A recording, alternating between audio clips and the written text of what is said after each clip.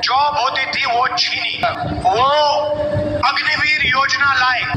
अग्निवीर योजना हिंदुस्तान की आर्मी और हिंदुस्तान के जवान पर अपमान है। अग्निवीर योजना को हम रद्द करने जा रहे हैं, खत्म करने जा रहे हैं। दो तरीके के शहीद नहीं होंगे।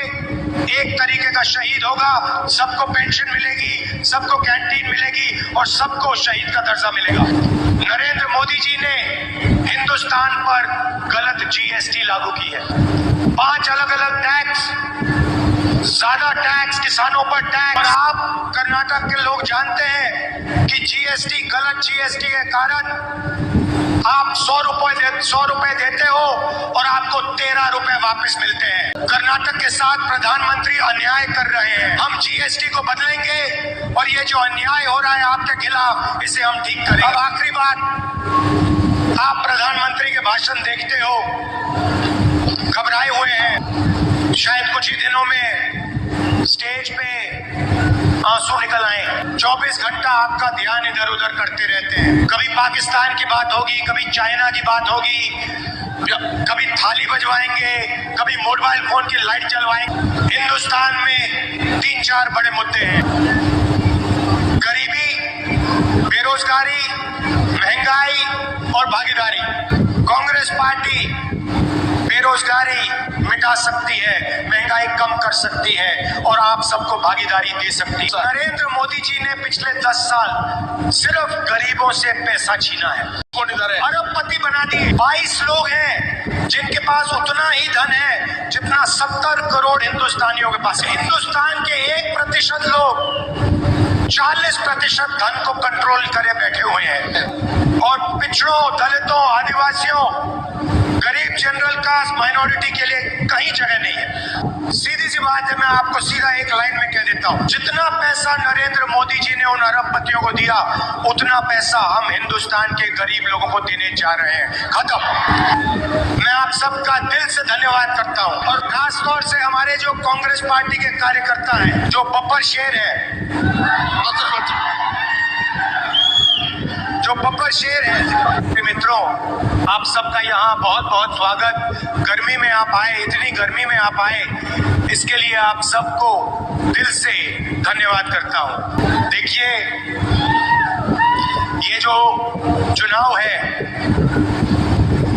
ये आम चुनाव नहीं है। पहले जैसे चुनाव होते थे वैसा चुनाव नहीं है, क्योंकि पहली बार हिंदुस्तान के इतिहास में एक पार्टी और एक व्यक्ति हिंदुस्तान के संविधान को और लोकतंत्र को खत्म करने की कोशिश कर रहे हैं। संविधान से हिंदुस्तान के लोगों को अधिकार, उनकी आवाज और आरक्षण मिला है। संविधान से पहले राजा महाराजा हिंदुस्तान पर राज करते थे। अगर आज हिंदुस्तान के गरीब लोगों के पास, पिछड़ों के पास, दलितों के पास, आदिवासियों के पास अधिकार है, आवाज है, तो संविधान ने ये आवाज और ये अधिकार दिए। तो एक तरफ नरेंद्र मोदी संविधान को खत्म करने की कोशिश कर रहे हैं।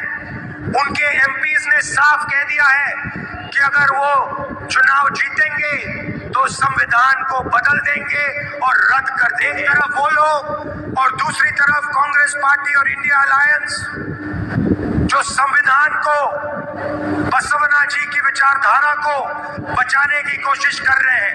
नरेंद्र मोदी जी ने पिछले 10 साल 20-25 लोगों को अरबपति बनाया है। हिंदुस्तान का पूरा धन उन्होंने उन व्यक्तियों को दिया। पूरा का पूरा फायदा नरेंद्र मोदी जी ने अदानी जैसे लोगों को दिया है। हिंदुस्तान के एयरपोर्ट, हिंदुस्तान के पोर्ट, हिंदुस्तान का इंफ्रास्ट्रक्चर, डिफेंस की इंडस्ट्री, सोलर पावर की इंडस्ट्री, विंड पावर की इंडस्ट्री, पूरा का पूरा नरेंद्र मोदी जी ने अदानी और अदानी जैसे लोगों को पकड़ा दिया है और गरीबों को कुछ नहीं मिला। कर्नाटक में हम 5 गारंटी देते हैं और आप जानते हो कि कर्नाटक में गरीबों को कितना फायदा हुआ है। ये देखो, ये जो आपने अभी ताली बजाई, ये प्रेस वाले कभी नहीं दिखाएंगे क्योंकि ये प्रेस वाले गरीबों के नहीं हैं। गृह लक्ष्मी, गृह ज्योति, अन्नभाग्य, युवा निधि, शक्ति, ये 5 गारंटी हमने आपको दी, कर्नाटक के गरीब लोगों को दी। तो आप देखिए, वो अरबपति बनाते हैं, 25 अरबपति बनाए उन्होंने। मैं आपको इस स्टेज से बता रहा हूं कि हमारी सरकार करोड़ों लाखपति बनाने जा रही है। जितना पैसा नरेंद्र मोदी जी ने अरबपतियों को दिया, उतना पैसा हम किसानों को, युवाओं को, गरीबों को, मजदूरों को देने जा रहे हैं। गृह लक्ष्मी स्कीम के बारे में प्रधानमंत्री ने कहा था कि अगर इसको कर्नाटक में लागू कर दिया जाए तो कर्नाटका बैंकरप्ट हो जाएगा। कोई बैंकरप्ट नहीं हुआ। अब नरेंद्र मोदी जी, आप सुनिए, आज कर्नाटक की महिलाओं को 2000 रुपए प्रति महीना 24,000 रुपए मिलता है। 1 करोड़ महिलाओं को कर्नाटक में 24,000 रुपए साल का मिलता है। महिलाओं को हम क्यों देते हैं? क्योंकि महिलाएं देश के भविष्य की रक्षा करती हैं। 21वीं सदी में शायद पुरुषों को अच्छा ना लगे, अगर पुरुष 8 घंटा काम करते हैं तो महिलाएं 16 घंटा काम करती हैं। बाहर जाके महिला और पुरुष मजदूरी करते हैं और फिर घर में 8 घंटे महिला बच्चों की देखभाल करती है, भोजन पकाती है। इसलिए कर्नाटक में हमने 24,000 रुपए गरीब महिलाओं के बैंक अकाउंट में साल के डाले। अब आप ताली बजाने के लिए तैयार हो जाओ,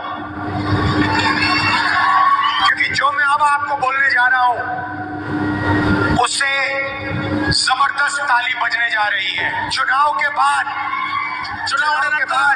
जैसे ही इंडिया अलायंस की सरकार बनेगी, हिंदुस्तान के सारे गरीब परिवारों की लिस्ट बनेगी और हर गरीब परिवार में से एक महिला चुनी जाएगी।